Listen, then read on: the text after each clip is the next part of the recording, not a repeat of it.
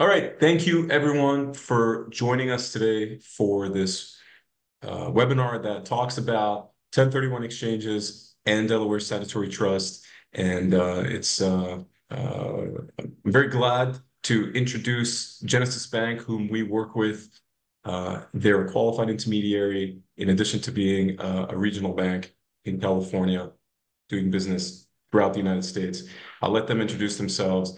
But first, a little bit about Perch Wealth.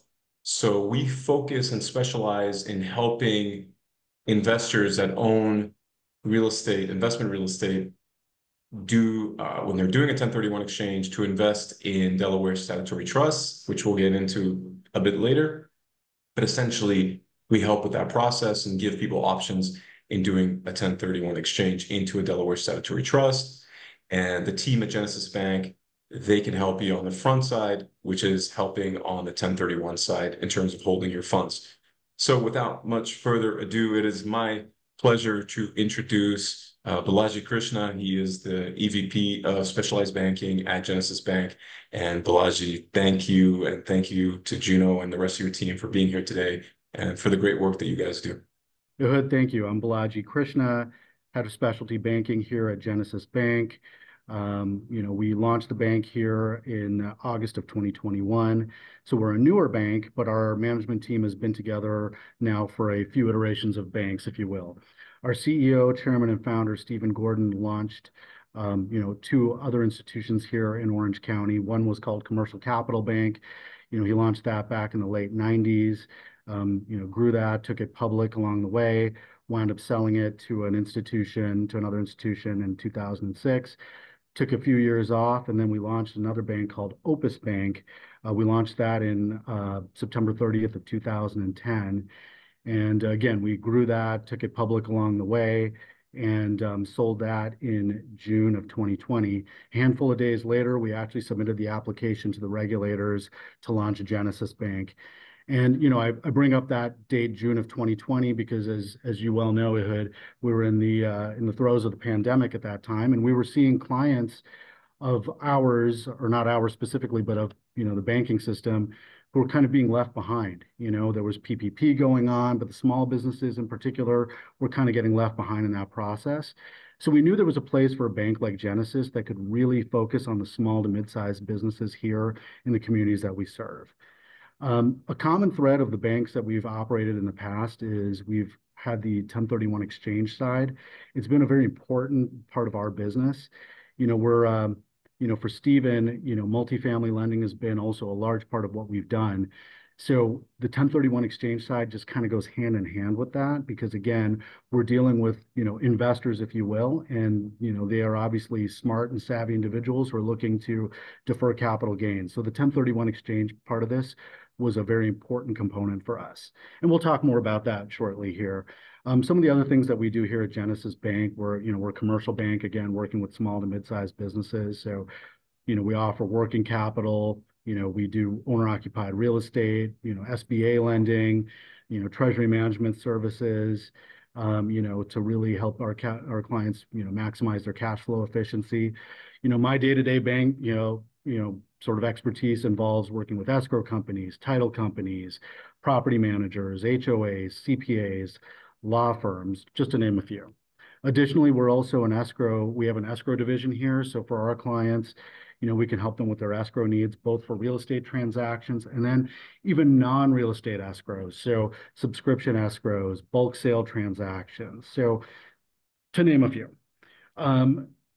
Again, to go back to the 1031 exchange side before I hand it off to Juno, this is an interesting thing about us as a bank. As a bank that operates a 1031 exchange division, unlike a lot of 1031 exchange accommodators that are out there, we're regulated. We're both regulated federally and through the state of California.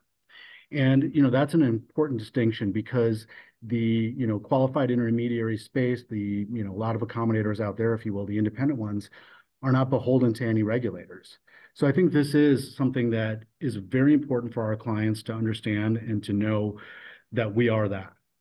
And with that, I'm going to hand it off to Juno to talk a little bit more through that piece and a little bit more about 1031 exchange as a whole. Balaji, thank you very much. Once again, my name is Juno Kenny. I'm the exchange manager here at Genesis Bank Exchange. So what we've done here is I think we've created a qualified intermediary that's very client-centric, focused on keeping our clients safe and secure, both their funds and the information that they give us. Um, one way that we do that is we open up a separate segregated trust account for each exchange that we open. Many QIs use a master account, and that leads to the potential to commingle funds with other exchangers' funds. Um, in addition to this, all of our wires are subject to a threefold wire review. That means there's three separate sets of eyes that review every wire that goes out. Again, just really enforcing that the level of security and safety that we feel for our clients here. All of our documents are paperless and secure. We send everything through email. Everything can be signed electronically. This lets our exchangers, complete their exchanges from the comfort of their home, even all over the world if they need to be in that place. We use state-of-the-art exchange software here, and allows us to send our exchangers notifications and just make sure that we are up to date on all of the 1031 exchange rules and regulations. So we'll move on to the next slide there. So the agenda. The agenda today, we're just going to go over Section 1031 like-kind exchanges, kind of the basics. We'll also go over the benefits of a 1031 exchange and how that can benefit you. And then Ehud will go into Delaware Statutory Trusts and the market environment. So Section 1031 of the exchange, Section 1031 of the Internal Revenue Code, the 1031 exchange, provides that real property held for rental or investment use in a business can be exchanged for like-kind real property. That real property also has to be held for rental, investment, or use in a business.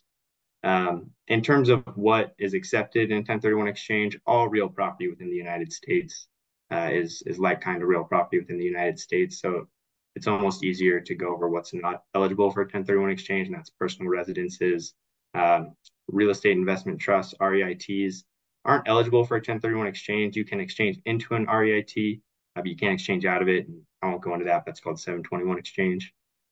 Construction or fixes and flips aren't allowed in a 1031 exchange, and that's mainly because it's really a wealth preservation tool and not really a wealth generation tool.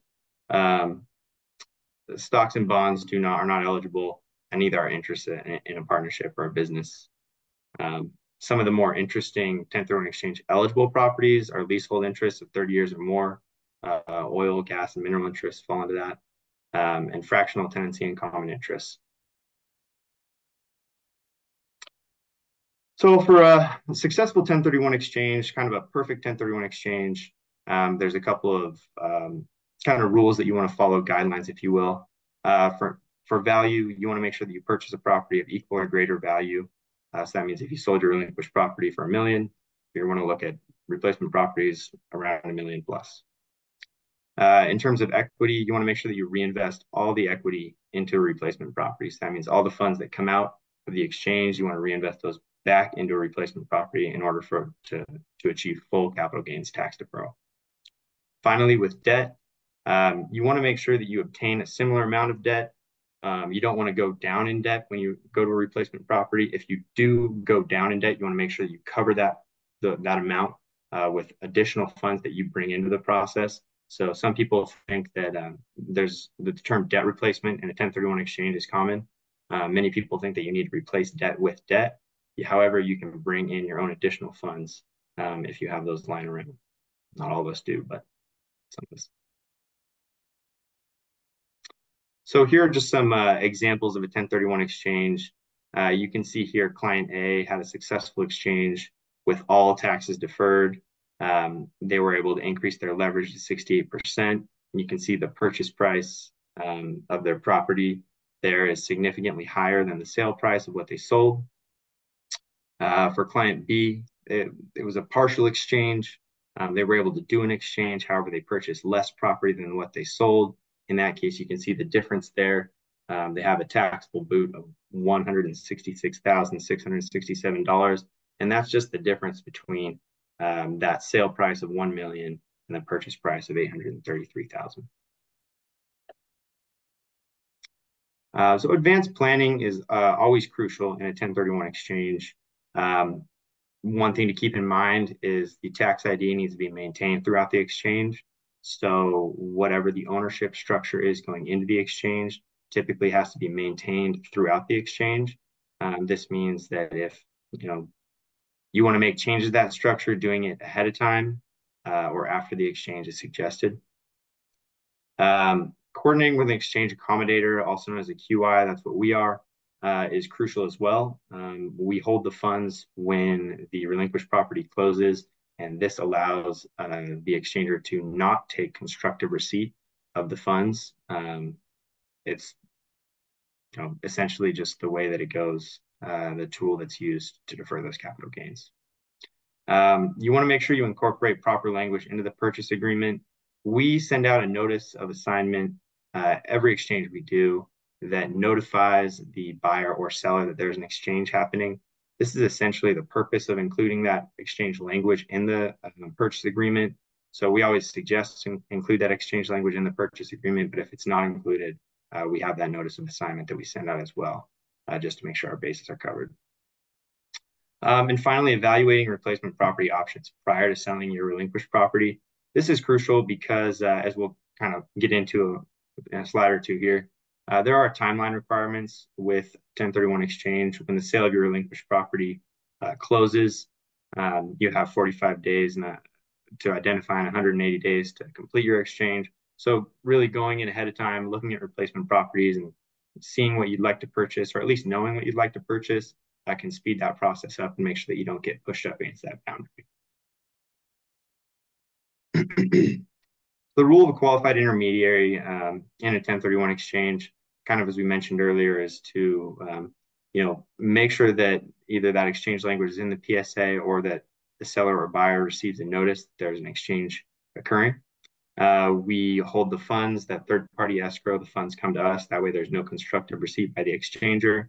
We notify the exchanger of the timelines, provide notifications, and check in if we feel like they're entering a situation they might not want to be in. Identification management, we provide the rules surrounding identification. So we explain those to the exchanger and make sure that they are aware of what they need to do to make sure they properly identify replacement properties. And when it comes to legal and tax guidance, what we do is really explain the rules and regulations that are there. When it comes to each exchanger's personal tax and legal situation, we suggest that they, and it's really their responsibility to acquire legal and tax guidance and make sure that they're, within the guidelines, basically. So the 1031 exchange process, this is just kind of an overview of kind of how everything works in the 1031 exchange. Essentially, the relinquished property is sold, funds come to the exchanger, we hold those. We ensure that replacement properties are properly identified. Once those properties go into escrow, we release funds to purchase those replacement properties. And once all funds are out of the exchange account and all properties have been purchased, the exchange is then closed. This is the timeline I mentioned earlier. So you can see here at day one, you have the sale of the relinquished property, and at that point, identification starts. So you have 45 days from the sale of that relinquished property to go out and identify replacement property. In terms of what's needed for identification, this is typically just an address. In some cases, such as DSTs, slightly more information is needed. But ultimately, what you want to do is make sure that you have a legal description of the property that you intend on purchasing. The 180-day rule. So that just means that you need to complete your exchange within 180 days of the sale of that relinquished property. So if in those first 45 days, you can identify properties, you then have 135 days, 180 days total to close on that replacement property identified in the first 45 days.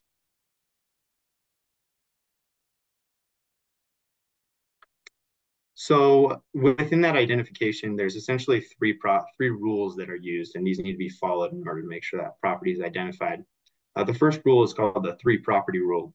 This allows you to identify any number, any value of property. So you're limited to three properties in total, but those properties can have any value associated with them. So let's say you sold $1 million property, you can go in and identify three properties, each worth $3 million, $9 million total. The 200% rule, this is kind of the rule that you'd use if you wanted to identify more than three properties. In this case, you're allowed to identify any number of properties, but you're limited to 200% of that original sales price for your relinquished property. In practice, you sell a property for $1 million, you're allowed to identify, 5 or 6 properties, but you want to keep the overall value of those properties under $2 million, which is 200% of that original sales price of $1 million. The 95% rule is used very infrequently, but the way that rule works is it allows you to identify an unlimited number of properties at an unlimited value. However, you are required to purchase 95% of what you have identified in order to satisfy the exchange. If you do not do that, you could potentially disqualify the entire exchange, and that's why this rule is used less frequently than the other two. So here we'll just go into the 1031 exchange benefits and essentially how that can benefit the exchanger. So we've already kind of spoken to this. Tax deferral, essentially a 1031 exchange allows you to defer all taxes, or can allow you to defer all taxes, including those related to federal, state depreciation recapture and net investment income. This allows, the exchanger just to keep their capital whole as they move through the process of selling and purchasing another investment property. And for this reason, it's one of the most advantageous strategies you can use to preserve wealth. So understanding the tax components is important part of any 1031 exchange. Obviously, the two largest taxes are going to be state and federal tax. State taxes tend to vary. California and New York seem to have the highest tax brackets that I've seen, and some places have very low tax brackets, Florida and Nevada. Federal taxes, on the other hand, affect us all. And, you can see, I think we'll move on to the next slide, but you can see that these taxes can make a significant difference in what you can purchase after selling a property. There we go. So here we have scenario A. We have an exchanger who sold and paid the taxes. You can see they ended up paying a total of $697,800 in taxes. This is off a sale of $1,800,000. That's a significant tax bill, right? That's a little over 30%. So if you have scenario B, they did a 1031 exchange. They were able to defer all those taxes. You can see they were able to preserve that capital much better. So another benefit of the 1031 exchange is that it allows you to reposition your real estate portfolio. And I think this is one of my favorite benefits of the 1031 exchange. We often have exchangers who maybe they're getting older or they inherited a property they didn't want. Whatever it is, the 1031 exchange allows those clients to shift their portfolio into something that makes more sense for them, whether it's an investment that takes less time to manage, or they're not happy with the asset class they currently have and would like to move into a different one. 1031 exchange will allow that to work. So, you can see here, you want to defer paying taxes. You get greater purchasing power. You potentially improve your cash flow depending on what you're switching into. Ideally, I think you'd want to improve your cash flow every time. And it allows you to diversify, consolidate, and expand into other real estate markets. So I'll pass this on to Ehud here. I'll talk to you guys a little bit about Delaware Statutory Trusts. Thank you, Juno. And yes, it's what Juno was just talking about is really critical for people to understand because before we even get to Delaware Statutory Trust, many people have misconceptions about 1031s and their rules. So it's good that an investor that's looking to do an exchange, it's very important that they understand that and that they're working with someone, a QI. Obviously, we like Genesis, so if they're working with Genesis, you have a team that can advise you and has experience in advising and has done a fair amount of exchanges. So before I get into the DST specifically, there's two primary ways today that someone can do a 1031 exchange. And the first one is you sell your property, you go out, you find a real estate broker agent to help you, and you buy another property directly. That means that you typically, if you have debt, you need to go and secure that debt for a loan from a bank to buy that new property. And you also have to do your own due diligence. You have to go out, find property. That can take time. And do your own due diligence, your own underwriting to make sure that that's a property that you feel comfortable investing in. And that's all fine, but keep in mind, like Juno was saying before, under the rules, you really, even though technically you have 180 days to close on that property, you really only have 45 days to identify the property or properties that you're looking to invest in. And that puts a tremendous amount of strain and stress on investors, because unless you've lined up something ahead of time and you know that you're going to close on it, if you're within your 45 days and you're getting close to the end of that 45 days and you're not 100% certain you're going to close on that property, once you're on day 46, you can't make any changes. So if that sale doesn't happen, you're going to have to pay taxes. So the Delaware Statutory Trust is an alternative option. It's another way to invest.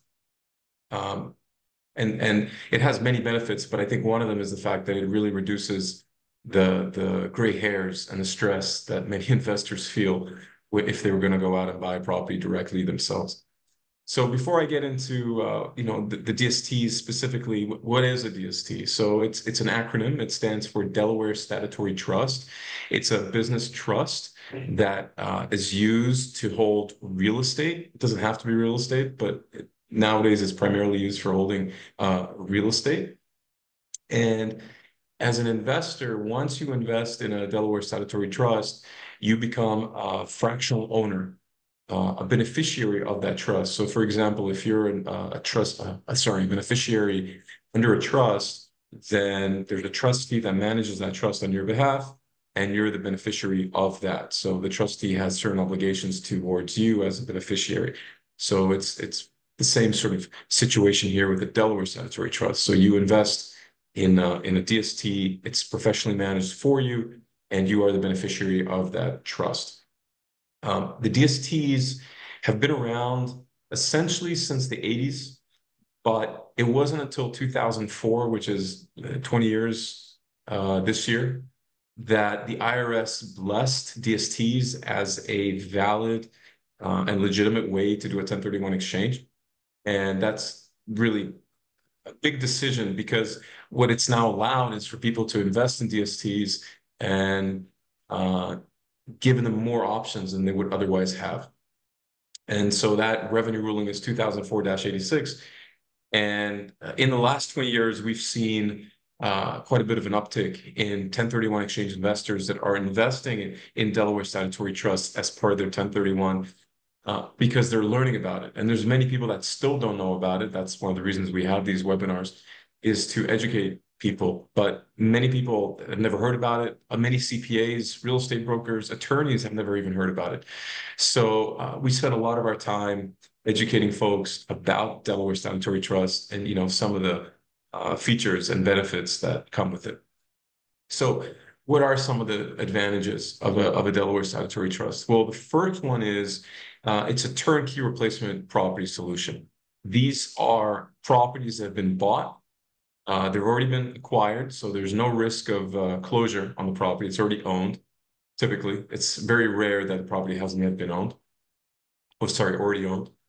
And investors can go into it, and there's absolutely zero management that they have to do.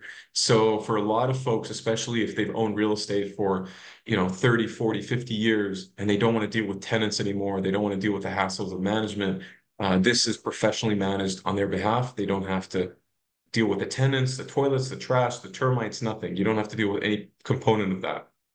And also for people that, like Juno was mentioning before, sometimes people inherit real estate and they just don't want to be bothered with the management. And the Delaware Statutory Trusts are typically managed by very large institutions. So these are professional real estate companies, very large most of the time, and usually managing billions of dollars worth of real estate. So you're not just handing over the keys, so to speak, to your investment, you're handing it over to companies that have got a lot of experience. And one of the other benefits is the type of real estate that you get with Delaware Statutory Trusts. So using the example, if you were going to go out and buy a property direct, if you sold your property for $1 million and you go and buy something direct, it's highly unlikely you're going to buy something that's north of, let's say, $10 million for the vast majority of people. So you're typically going to go from $1 million property to maybe 1.5, maybe $2 million, just, statistically speaking. But with Delaware Statutory Trust, you can go into the same sort of real estate that the large institutions go into, like pension funds, like endowments, that allow you to go into the quality of real estate that it's virtually inaccessible to most people. And what's even more amazing about it is that you can get into this type of property for a minimum investment of $100,000. So if you are someone who sold a property, for example, for $1 million, and you're looking to invest in DSTs, you could technically go into 10 different DSTs because each one only requires a $100,000 minimum investment. And that goes to the third benefit or the fourth benefit I was going to mention, which is diversification. We all know about diversifying our stock portfolios and our investments. We're told, from a very young age to, make sure you don't have all your eggs in one basket. Well, if you sell a property and you buy direct, you're taking your entire, all your funds and you're buying only one property. With DSTs, because the minimum is relatively low at 100,000, you can diversify your investment. And while you're not eliminating your risk of investment, you're mitigating that risk because you're spreading out that risk over multiple properties. And typically you can spread it out over multiple asset classes like multifamily, senior housing, oil and gas mineral rights, industrial, self-storage. I mean, triple net, anything you can think of essentially in commercial real estate, you can invest in. And so if you were to diversify in that way, if something was to happen in a particular asset class, or even for a specific investment that you made, it's not going to create such a major problem for you if one of those doesn't perform, as opposed to investing in one property. If that property doesn't perform, that's a bigger problem because now your entire investment is at risk. The other great benefit of DSTs is sometimes we have folks who are selling a property and they have debt on that property. Juno mentioned before, as one of the rules of 1031 exchanges, is that you have to replace the debt when you're doing a 1031 exchange. So you don't have to replace it with debt, but you'd have to replace the value. And where interest rates are today and securing a loan is much harder. Many people find it more challenging to get a loan. So if they're selling a property for $1 million and they have a $500,000 loan that is going to be paid off, in order to fully defer, they're going to have to buy a property that's $1 million or more in order to fully defer. Well, you only got $500,000. So that means you're going to go and have to get probably for most people, have to go out and get a loan from a bank. The challenge is that you only have 45 days to identify. So you have to secure that loan within a fairly short amount of time, and that's assuming you can even get the loan to begin with. With DSTs, that problem is essentially solved. The reason is because the DSTs, some of them come with debt already on the property. So that debt is not in the name of the investors, it's in the name of the trust, in the Delaware Statutory Trust, and the investors are not on the hook for that debt. It's non-recourse to them, which means that if that debt is not paid, they're not obligated to pay the lender. So it not only solves the problem of having to replace the debt if you're selling a property that has debt on it, but for many people as well, if they sell a property that has no debt, and meaning they can, and then they run out of depreciation, for example, right, to be able to shelter some of the income that property is generating. sometimes they want to go into a property that has some debt on it because now they're increasing their depreciation schedule, which helps them shelter the income that they're generating from the DST. So you're not on the hook for the debt. You don't have to pay it if something goes wrong with that debt. You use it to replace the debt that you need, and you can also use it as to increase your depreciation schedule if you'd like, in order to shelter more of the income that you're receiving. So a lot of benefits just on the debt component. And then, one of the other benefits, of course, is estate planning. Whether you are, let's say, going through a divorce, where, a couple separates and they no longer want to be together, if they sell that property and they don't do a 1031 exchange, they're going to have to pay the taxes. Whereas they could agree to sell the property that they jointly have, invest it in multiple DSTs, and then have an agreement that, each one of the couple is going to get different DSTs as part of the marriage dissolution agreement.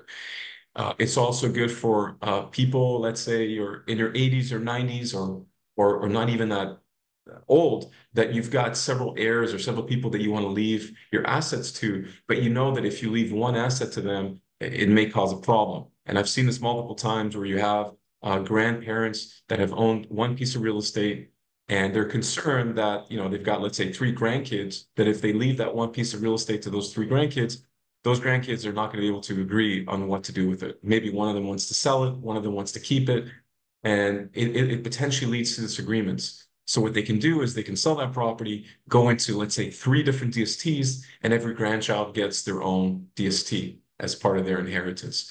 And that's just, the tip of the iceberg and what can be done in terms of estate planning.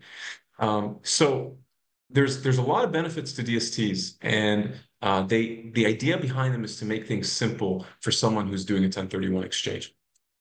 And I don't think there was one other point. Oh no, I did say low minimum investment.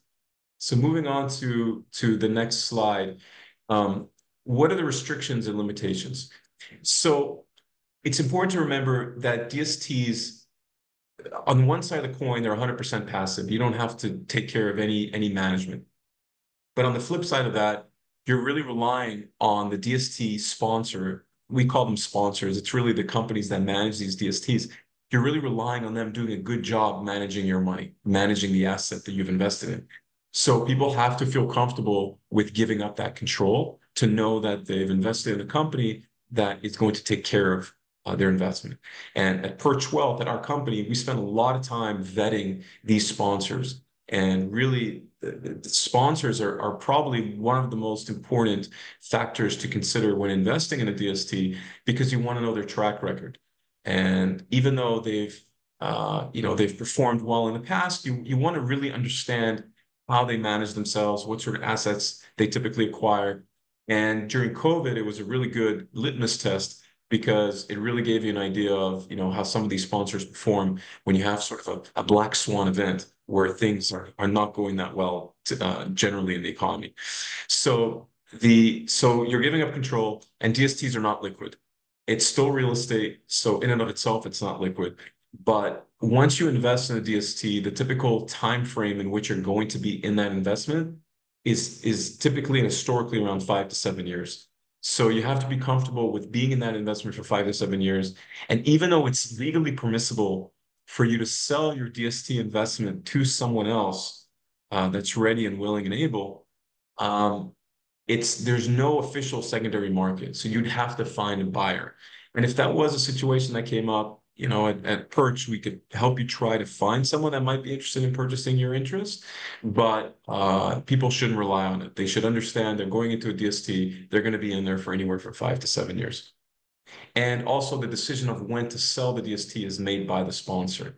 So the sponsor will typically decide, let's say in year 5 or 6, that they're going to sell the asset. At that time, the asset is sold. Investors will typically receive a notice maybe 90 or 120 days before the asset is sold.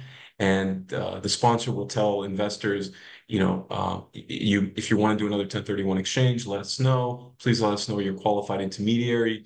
So at that time, you can let Juno at Genesis know, okay, we're going to be doing another exchange. And then at that point, if you want to do another DST, you have the option to do that, or you can buy direct, or you can cash out. So you have the exact same options you had when you originally invested in the DST. The seven deadly sins, you can read it here on the screen, but one of the things when the IRS came out with the ruling in 2004 saying that DSTs were a legitimate vehicle for doing a 1031 exchange, they also listed some limitations on that. And one of them is that you cannot do, if you're the sponsor, the company that's managing these DSTs, you're not allowed to do a capital call. What that means is that if I've invested in a DST, let's say I've invested $1 million in a DST, the sponsor is not allowed to come back to me, let's say in a year or two, and say, "Who we need more money. We didn't manage our projections correctly. We need you to come up with more money." So that cannot happen. They're not allowed to do that. You're also you're not allowed to make repairs if they're major repairs. So you really, it's really limited to minor repairs, things like that. And that, these things really go back to the sponsor themselves. So when we look at a sponsor, when a new offering comes out, a new DST offering comes out, when we're doing our underwriting and due diligence at Perch, one of the things that we're looking at is what are the projections and what are the business plan and do they make sense? Because if they haven't set aside enough money in reserves or the business plan doesn't make sense to us, that's typically a red flag. So, because you can't do capital calls, because you can't do any significant major repairs to the property, because you can't refinance the debt, those are significant things that need to be planned for ahead of time. So we want to make sure that the sponsor has planned for it adequately. And again, at Perch, because the minimum, like I said, for DSTs is $100,000, when we have a client that's interested or potentially interested in investing in a DST, we will build out a custom portfolio for every client that's specific to them because every person is different. And so we might have, this is an example, we might have a recommendation to invest in multifamily, assisted living, triple net, self-storage. But ultimately, it's the investor themselves that makes a decision how much and in what to invest. Our job is really to act as consultants, advisors, to help you navigate this potentially for most people, this new area. And this is another example of what the DST sample portfolio might look like. So you see the asset type, the different sponsors, the amount invested, projected income for the first year.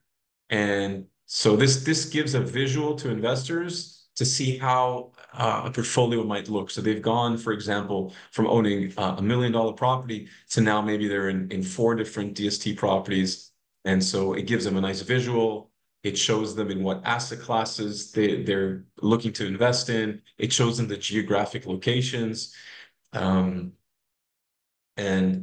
yes, that's essentially the DSTs. And of course, if anyone has any questions, we're always happy to answer. And, I touched a little bit about the real estate environment today. As we all know, interest rates are high. And, that really speaks to the debt replacement.